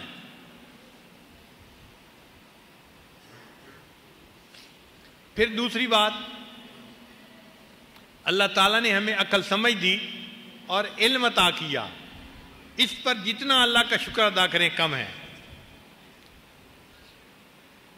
اللہ تعالیٰ ارشاد فرماتے ہیں وَلَقَدْ آتَيْنَا لُقْمَانَ الْحِكْمَةَ أَنِ اشْكُرْ لِلَّهِ۔ تو اللہ نے جو علم کی نعمت عطا فرمائی اس پر اللہ کا شکر ادا کریں۔ پھر اللہ تعالیٰ نے ہمیں ہدایت عطا کی۔ بچپن میں ہم ایسی ماں کی گود میں پیدا ہوئے جو کلمہ پڑھنے والی ہے، یہ اللہ کی کتنی بڑی نعمت ہے۔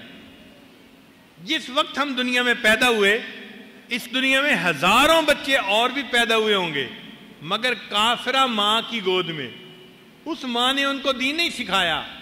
ہماری ماں نے ہمیں دین سکھایا، اللہ کا نام سکھایا، کلمہ سکھایا، اس پر ہم اللہ کا کتنا شکر ادا کریں۔ ہم چھوٹے بچے تھے، ہمارے والد ہمیں انگلی پکڑ کے مسجد لے کے جاتے تھے، اللہ کا گھر دکھایا والد نے، ہم اللہ کا کتنا شکر ادا کریں۔ الحمدللہ الذی ہدانا لہذا وما کننا لنہتدی لولا ان ہدانا اللہ۔ اللہ ہدایت نہ دیتے ہم اس ہدایت کے قابل نہیں تھے، تو اس پر بھی اللہ کا شکر ادا کرنا چاہیے۔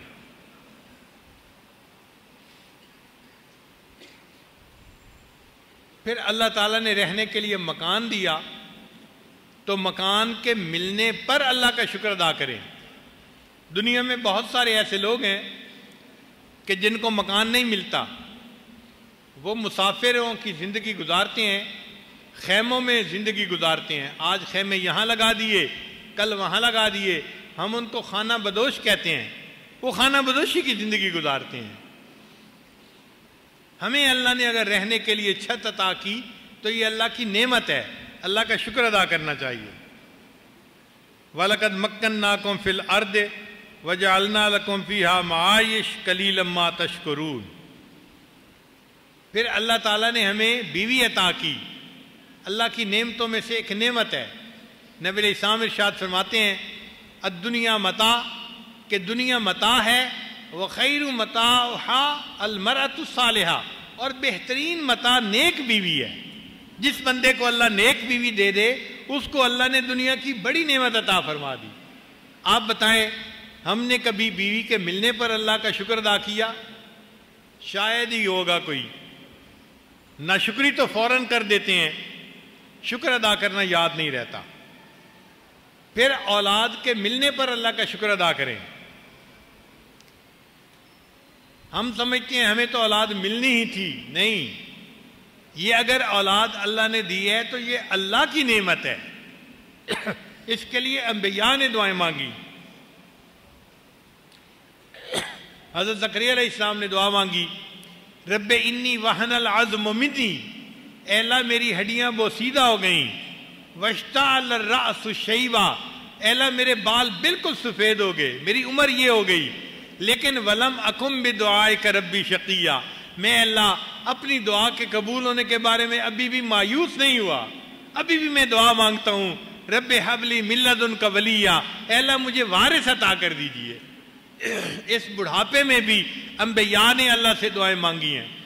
ہمیں اللہ جوانی میں اولاد جیسی نعمت عطا فرماتا ہے، ہمیں اس کا شکر ادا کرنا چاہیے. ایک نبی علیہ السلام نے دعا مانگی، رب لا تذرنی فردا وانت خیر الوارثین. حضرت ابراہیم علیہ السلام نے دعا مانگی، الحمدللہ الذی وہب لی علی الکبر اسماعیل. تمام تعریفیں اللہ کے لیے ہیں جس نے بڑھاپے میں مجھے اولاد عطا فرمائی.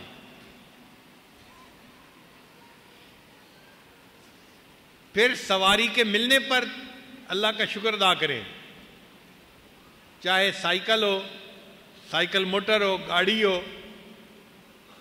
اونٹ گھوڑا ہو، گدھا ہو، سواری ہو، سواری کے ملنے پر اللہ کا شکر ادا کریں.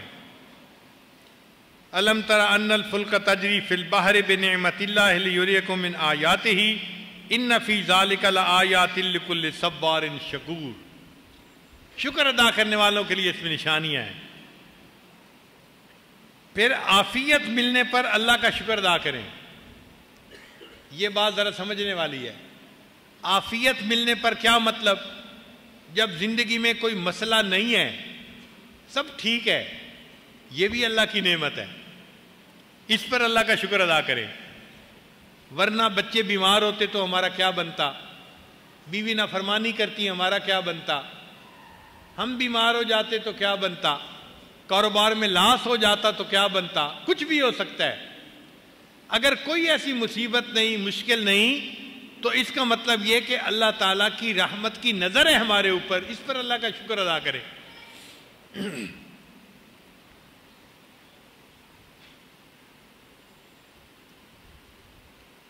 1993 میں مجھے کیلیفورنیا جانے کا موقع ملا.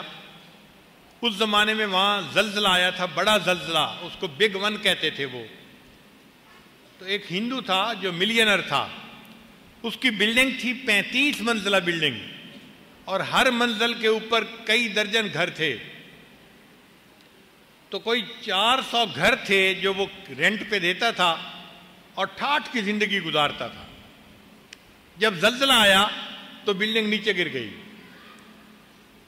اللہ کی شان دیکھیں کہ جو لوگ دب کے مر گئے ان کے رشتہ داروں نے اس کے اوپر مقدمہ کر دیا، اس نے ناقص بلڈنگ بنائی تھی. عدالت میں مقدمہ چلا، جج نے فیصلہ دیا اس بندے کے بینک اکاؤنٹ میں جتنی دولت ہے وہ ساری کی ساری متاثرین کے اندر تقسیم کر دی جائے. $50 ملین اس کے اکاؤنٹ میں تھے.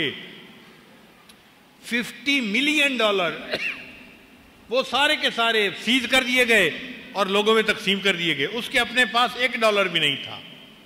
اب اگلا دن جب وہ آیا تو نہ رہنے کو گھر تھا اور نہ کھانے کو کوئی چیز تھی. سڑک کے کنارے کپڑا بچھا کے وہ لوگوں سے بھیک مانگ رہا تھا.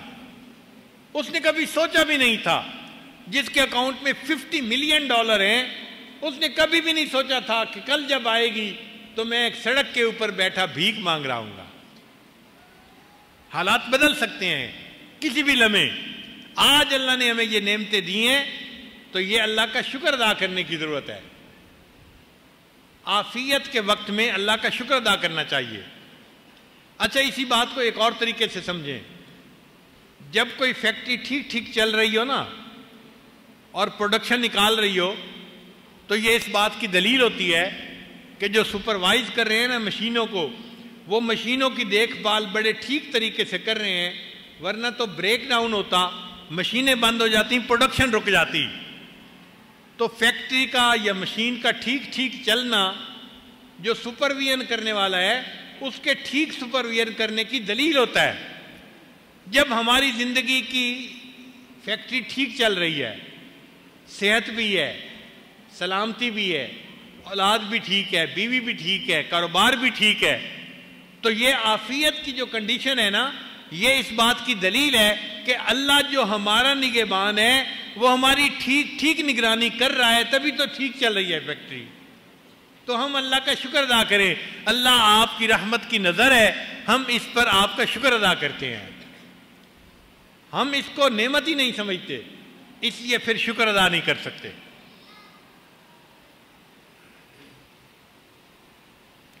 ایک مرتبہ میں اپنے دوستوں کے ساتھ گاڑی میں سفر کر رہا تھا، دوپہر کا وقت تھا، سفر کی وجہ سے میں تھکا ہوا بھی تھا، تو آپ یوں سمجھیں کہ میں اگلی سیٹ پہ بیٹھا اور آدھی نیند کی حالت میں، غنودگی کی حالت میں بیٹھا ہوا تھا۔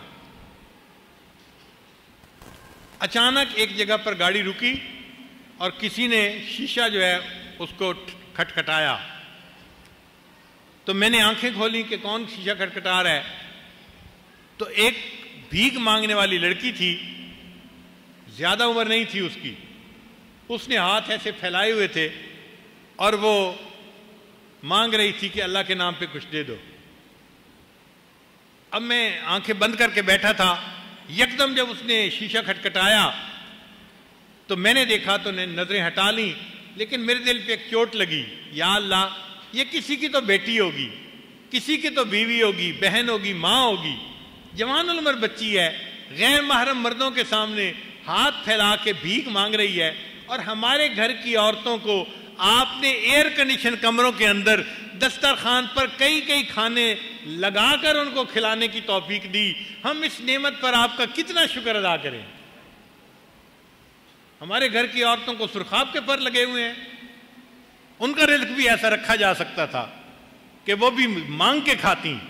اللہ نے انہیں جو رزق گھر میں دیا، یہ اللہ کی کتنی بڑی نعمت ہے، شکر ادا کریں اس پر۔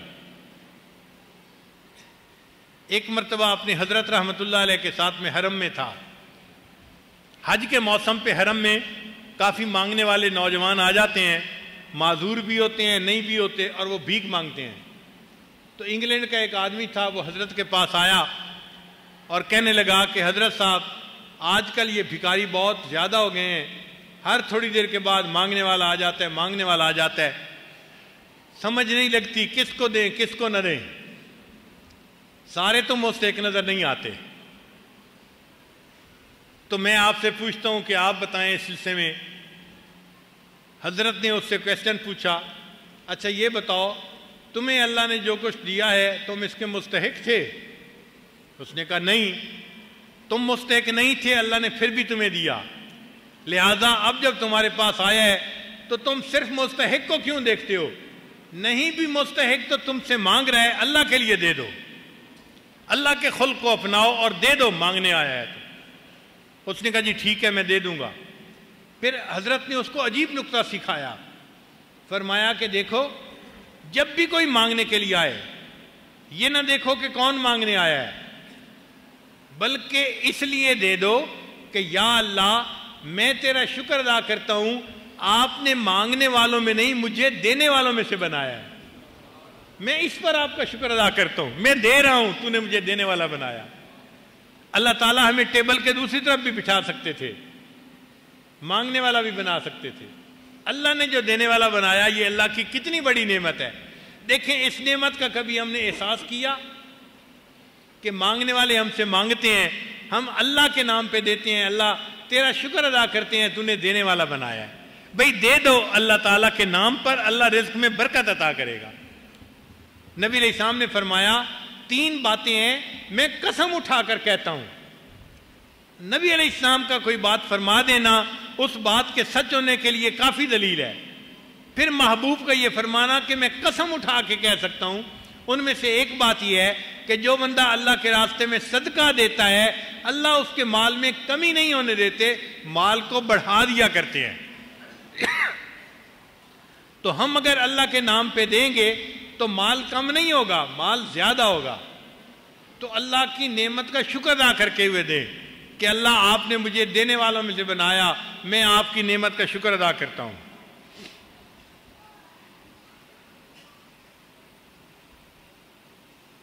پھر زندگی کی جتنی نعمتیں ہیں ان کو یاد کر کر کے اس پر اللہ کا شکر ادا کریں۔ کبھی کوئی وقت ایسا بھی ہو، کتابوں میں واقعہ لکھا ہے، ایک بزرگ فرماتے ہیں کہ میں ایک مرتبہ رات مسجد میں گزاری تو کوفہ کے جو بڑے قاضی تھے وہ بھی رات مسجد میں گزار رہے تھے۔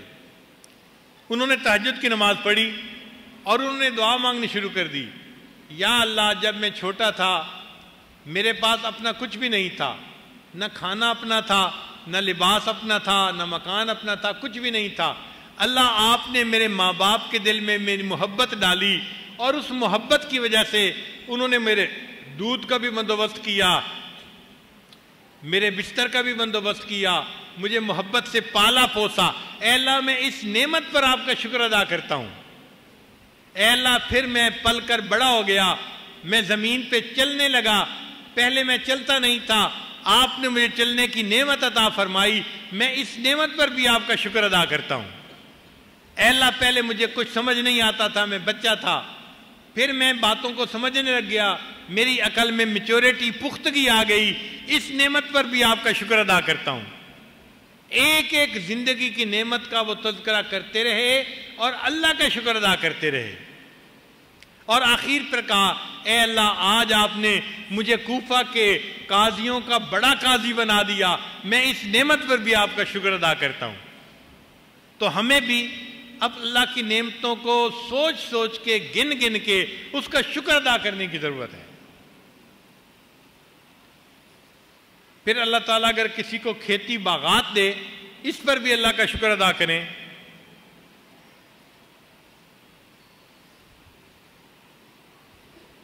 اللہ جب کسی کو من الثمرات کھانے کے لیے پھل عطا فرماتا ہے تو فرماتا ہے لعلہم یشکرون، تاکہ وہ اللہ کا شکر ادا کرے۔ زمین سے جو منافع نکلتے ہیں اس پر اللہ کا شکر ادا کرے۔ کھیتی، پھل یا مائن، کوئلہ نکلتا ہے، کچھ اور نکلتا ہے، ماربل نکلتا ہے، اللہ کا شکر ادا کرے۔ وَلَهُمْ فِيهَا مَنَافِعُ وَمَشَارِبُ أَفَلَا يَشْكُرُونَ۔ پھر ضرورت کا رزق اللہ ہمیں دے دیتے ہیں، اللہ کا شکر ادا کرے۔ اللہ نے ضرورتوں کے معاملے میں ہمیں کسی کا محتاج نہیں بنایا، بندے کا، اللہ کا شکر ادا کرنے کی ضرورت ہے۔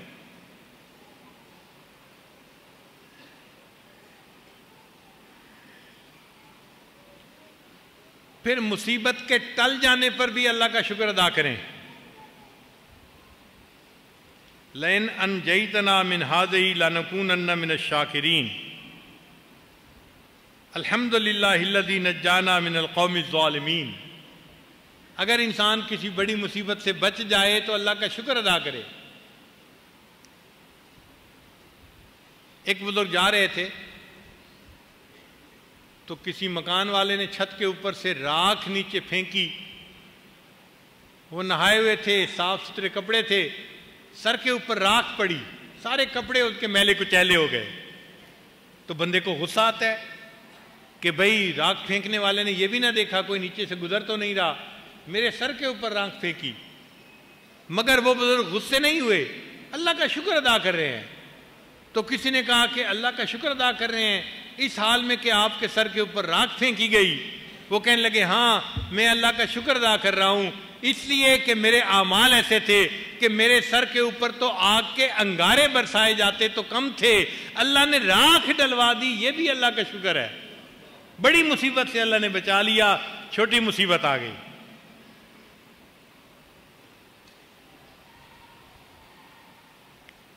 ایک صاحب کہتے ہیں میں صحرا میں جا رہا تھا، میں نے ایک اندھے کو دیکھا جو نماز پڑھنے کے بعد الحمدللہ الحمدللہ پڑھ رہا تھا، اللہ کا شکر ادا کر رہا تھا۔ میں نے سوچا یہ اندھا اس صحرا میں بیٹھا اللہ کا شکر ادا کر رہا ہے، تو میں نے اس سے پوچھ لیا کہ کس نعمت پر آپ اللہ کا شکر ادا کر رہے ہیں؟ اس نے کہا نوجوان، اللہ نے مجھے آنکھوں کے سوا صحیح سالم جسم عطا فرمایا، کیا یہ اللہ کی نعمت نہیں ہے؟ مجھے بھوک لگتی ہے، مجھے اللہ کھانے کو روزی دیتا ہے، یہ اللہ کی نعمت نہیں ہے کہ میں شکر ادا کروں؟ اور پھر اللہ نے مجھے دماغ دیا، میں نے علم حاصل کیا، کیا یہ اللہ کی نعمت نہیں ہے اس پر شکر ادا نہ کروں؟ پھر اس نے کہا کہ اللہ نے مجھے اولاد سے نوازا، میرا ایک بیٹا ہے جو عبداللہ ابن عباس لانوں کا شاگرد ہے اور وہ نیکی کے اوپر ہے، کیا اس نعمت پر میں اللہ کا شکر ادا نہ کروں؟ پھر اس بوڑھے کو غصہ آ گیا، اس نے کہا اندھے، میں اندھا نہیں ہوں، تو اندھا ہے، تو آنکھوں کے باوجود اندھا ہے، تجھے نظر نہیں آتا، اللہ نے مجھے ایمان کی دولت عطا فرمائی، میں اس اندھے پان کے باوجود ایمان کی حالت میں ہوں، میں اللہ کا کیوں شکر ادا نہ کروں؟ کہنے لگے کہ اس اندھے نے مجھے جگا کے رکھ دیا، میں نے اس سے پوچھا اچھا تیرا بیٹا جو عبداللہ ابن عباس کا شاگرد ہے وہ کہاں ہے، میں ملنا چاہتا ہوں۔ اس نے کہا میرا بیٹا باہر نکلا ہے، ابھی آتا ہوگا۔ میں تھوڑی دیر انتظار کرتا رہا، پھر میں جب باہر نکلا تو میں نے کیا دیکھا کہ ایک شیر تھا جو ایک نوجوان کو کھا رہا تھا۔ اس نے نوجوان پہ حملہ کیا اور اس کا گوشت کھا رہا تھا۔ تو میں سمجھ گیا یہ اسی بوڑھے کا بیٹا ہے اور شیر نے حملہ کیا اور شیر اس کو کھا رہا ہے۔ کہتے ہیں کہ میں ڈر کے واپس آ گیا اور میں نے اس بوڑھے کو بتایا کہ جی مجھے لگتا ہے آپ کے بیٹے کو شیر نے کھا لیا۔ اس بوڑھے نے پھر اللہ کا شکر ادا کیا، اے اللہ آپ نے ایسی نیک اولاد عطا فرمائی تھی اور جب آپ نے چاہا وہ اولاد مجھ سے واپس لی، میں اس پر بھی آپ کا شکر ادا کرتا ہوں۔ وہ کہتے ہیں کہ اس واقعے کا میرے دل پہ بڑا اثر ہوا۔ میں گھر آیا، رات کو سو گیا، خواب میں نے اسی نوجوان کو دیکھا جس کو شیر نے مار دیا تھا کہ وہ جنت کے اندر ریشمی پوشاک پہن کے ٹہل رہا ہے۔ میں نے سلام کیا اور اس سے پوچھا کہ آپ جنت میں ہیں؟ اس نے کہا ہاں، جب میں یہاں آیا تو فرشتوں نے میرا استقبال کیا اور مجھے کہا سلام علیکم بما صبرتم فنعم عقبی الدار۔ میں نے کہا پھر؟ کہنے لگا کہ پھر اللہ نے مجھے جنت کے اونچے درجے عطا کیے اور پھر کہنے لگا کہ میں عبداللہ ابن عباس کا شاگرد ہوں، مگر ایک بات کا مجھے یہاں آ کے پتہ چلا۔ میں نے پوچھا کون سی؟ کہنے لگا کہ اللہ نے جنت کے کچھ درجے ایسے بنائے ہیں جو صرف مصیبت میں صبر کرنے والوں کو ملتے ہیں اور نعمت کا شکر ادا کرنے والوں کو ملتے ہیں، باقی عبادت سے وہ درجے نہیں مل سکتے۔ تو ہم اللہ کا شکر ادا کرنے والے بنیں گے تو جنت کے ایسے درجے ملیں گے جو ہر بندے کو نہیں مل سکتے۔ اس لیے ہمیں دعا کرنی چاہیے رب اوزعنی ان اشکر نعمتک التی انعمت علی وعلی والدی۔ پھر ایک اور نقطہ اہم، جب کوئی تعریف کرے اللہ کا شکر ادا کریں۔ کیوں؟ اگر گناہوں کے اندر بدبو ہوتی تو ہمارے جسم سے اتنی بدبو آتی کہ کوئی پاس بیٹھنا گوارا نہ کرتا۔ آج اس کے باوجود اگر اللہ کسی کی زبان سے تعریف کے لفظ کہلوا رہے ہیں تو یہ اللہ کی مہربانی ہے۔ اس پر جتنا اللہ کا شکر ادا کریں کم ہے۔ چنانچہ ابن عطا اسکندری رحمۃ اللہ الحکم کتاب میں لکھتے ہیں، سننے والی بات ہے، اے دوست جس نے تیری تعریف کی اس نے در حقیقت تیرے پروردگار کی ستاری کی تعریف کی۔ اے دوست جس نے تیری تعریف کی اس نے در حقیقت تیرے پروردگار کی ستاری کی تعریف کی، اس پروردگار کی تعریف کی جس نے تجھے چھپایا ہوا ہے۔ اگر وہ تیرے گناہ لوگوں پر کھول دیتا تو تجھے کوئی منہ پہ تھوکنے والا نہ ہوتا۔ اس لیے جب کوئی تعریف کرے تو پھولنے کی ضرورت نہیں ہوتی، اللہ کا شکر ادا کرنے کی ضرورت ہوتی ہے۔ اے اللہ آپ کتنے عظیم ہیں، آپ نے میرے گناہوں کو ڈھانپ لیا۔ اگر آپ نے دنیا میں ستاری کی ہے، اے اللہ اب قیامت کے دن بھی میرے گناہوں کو پردے میں ڈال دینا۔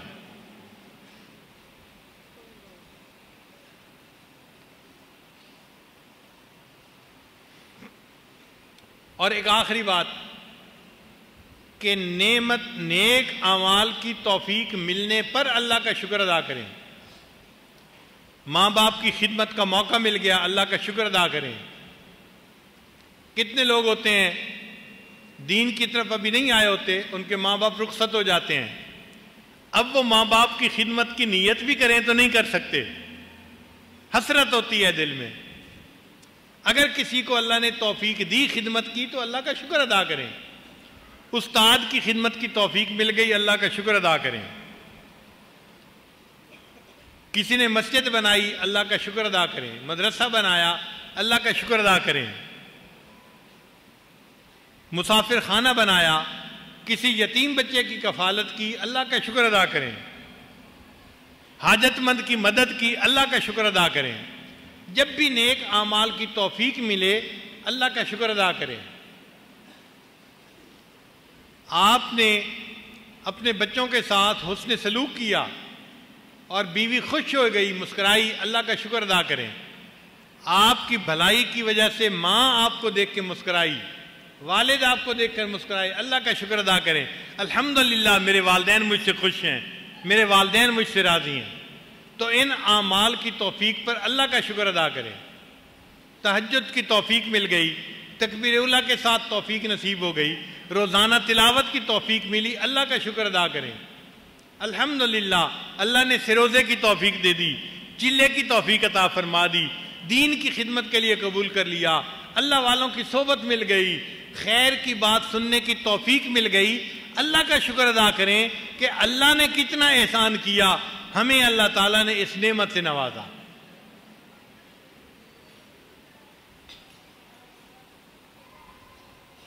اگر کسی کو حج اور عمرے کی سعادت مل گئی تو اس پر اللہ کا شکر ادا کریں۔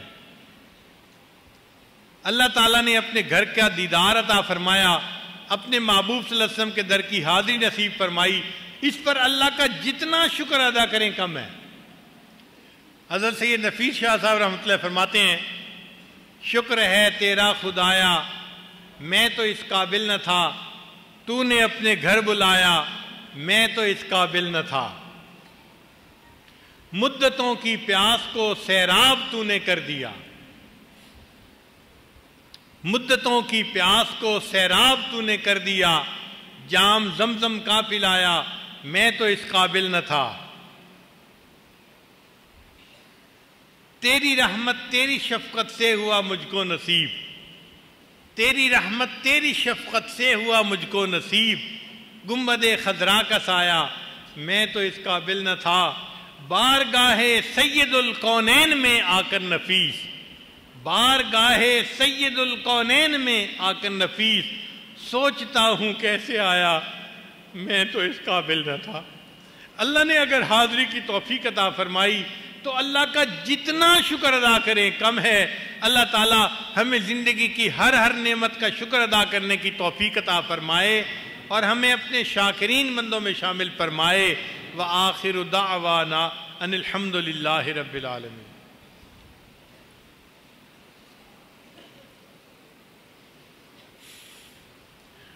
دعا سے پہلے توبہ کے ہم کلمات پڑھ لیتے ہیں اس نیت کے ساتھ کہ ہم زندگی کے پچھلے سب گناہوں سے سچی پکی توبہ کر رہے ہیں اور آئندہ نیکوکاری کی زندگی گزارنے کا ارادہ کرتے ہیں۔ الحمدللہ وکفا وسلام علی عبادہ الذین اصطفیٰ اما بعد۔ یہ کلمات سچے دل کے ساتھ پیچھے پیچھے پڑھتے جائیے۔ بسم اللہ الرحمن الرحیم، لا الہ الا اللہ محمد الرسول اللہ، آمنت باللہ وملائکتہ وکتبہ ورسلہ والیوم الآخر والقدر خیرہ وشرہ من اللہ تعالی والبعث بعد الموت، آمنت باللہ کما ہوا بأسمائہ وصفاتہ وقبلت جمیع احکامہ اقرار باللسان وتصدیق بالقلب، اشہد ان لا الہ الا اللہ واشہد ان محمدً عبدہ ورسولہ، استغفر اللہ ربی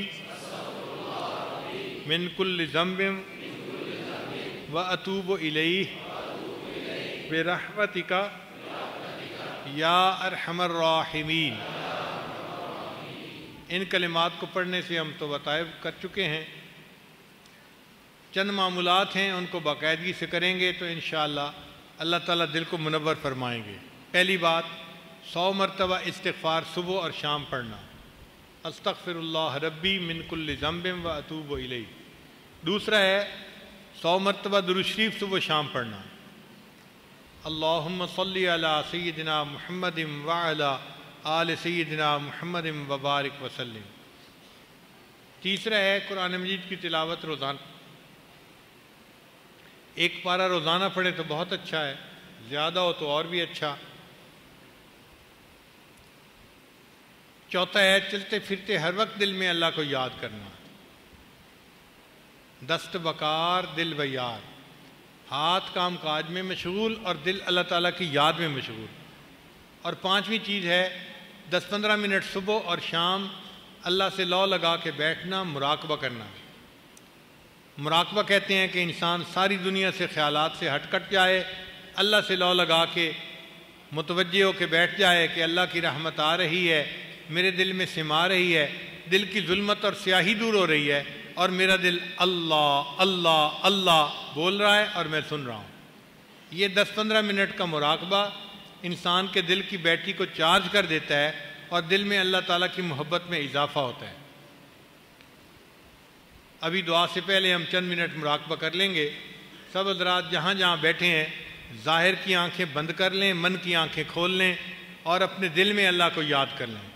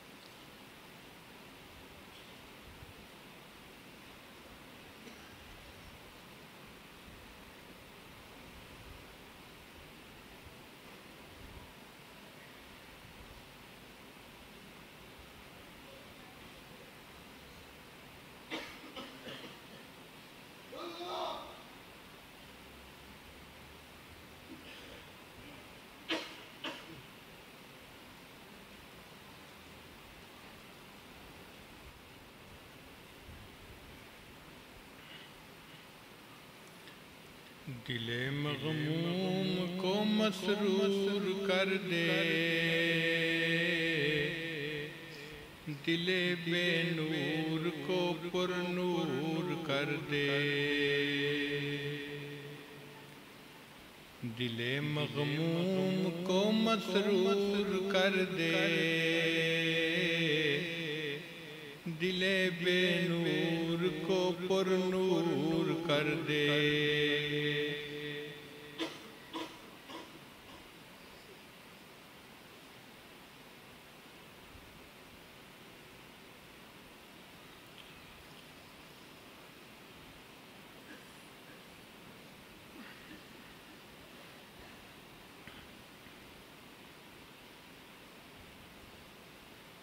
میرا ظاہر سنور جائے الہی،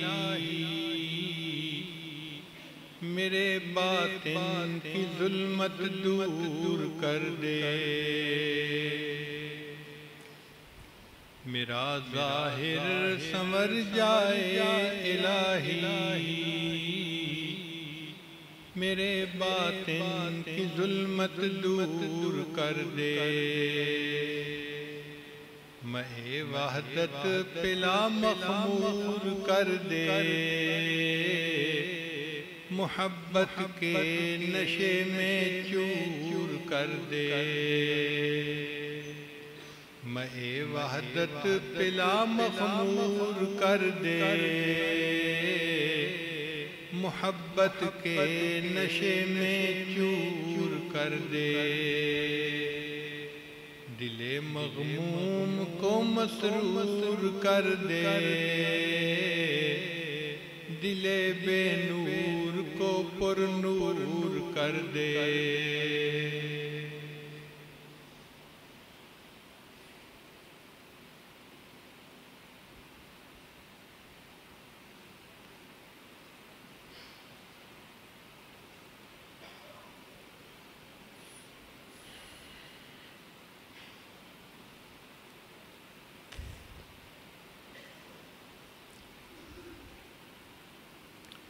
لا الہ الا اللہ محمد الرسول اللہ۔ دعا کر لیجئے۔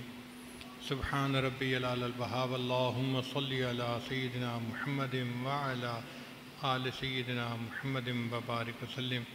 اے رب کریم، ہم آپ کے عاجز مسکین بندے ہیں، ہمارے گناہوں کو معاف فرما، خطاؤں سے درگزر فرما، عیبوں کی پردہ پوشی فرما۔ اے اللہ، جو گناہ ہم نے دن میں کیے معاف فرما، جو راتوں میں کیے معاف فرما، جو محفل میں کیے معاف فرما، جو تنہائیوں میں کیے معاف فرما۔ اے اللہ، جو ارادے سے کیے وہ بھی معاف فرما، جو بنا ارادے کے ہوئے وہ بھی معاف فرما۔ اللہ، معصیت کی ذلت سے محفوظ فرما، ہمیں طاعات کی عزت نصیب فرما، نیکی تقوی کی زندگی نصیب فرما۔ رب کریم، ہم پر رحمت کی نظر فرما۔ اے اللہ، آنے والے وقت کو گزرے وقت سے بہتر فرما، آنے والی زندگی کو گزری زندگی کا کفارہ بنا۔ علم حاصل ہونے کے بعد جہالت کے کاموں سے محفوظ فرما، ہدایت ملنے کے بعد گمراہی سے محفوظ فرما۔ اللہ، اپنے قرب کے بعد دوری سے محفوظ فرما۔ اے اللہ، عزتیں ملنے کے بعد ذلت سے محفوظ فرما۔ اے اللہ، دوستی کے رنگ میں دشمنی کرنے والوں سے بھی محفوظ فرما۔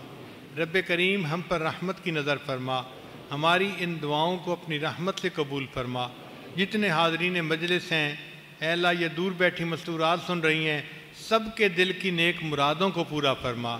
رب کریم، ہمیں ان نعمتوں کی قدردانی کی توفیق عطا فرما۔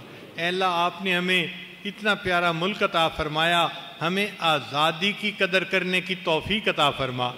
اے اللہ، اس ملک کو دین کا قلعہ بنا اور ہمیں یہاں شریعت و سنت کے مطابق زندگی گزارنے کی توفیق عطا فرما۔ اے اللہ، جو ہمارے ملک کا دشمن ہے اس کو ہدایت عطا فرما، جن کی قسمت میں ہدایت نہیں ان کو چن چن کے دفع دور فرما۔ اے اللہ، مدارس عربیہ کی حفاظت فرما، دعوت و تبلیغ کے کام کی حفاظت فرما، جہاں اللہ اللہ ہوتی ہے ان خانقاہوں کی حفاظت فرما، اقامت دین کی کوششوں کی حفاظت فرما۔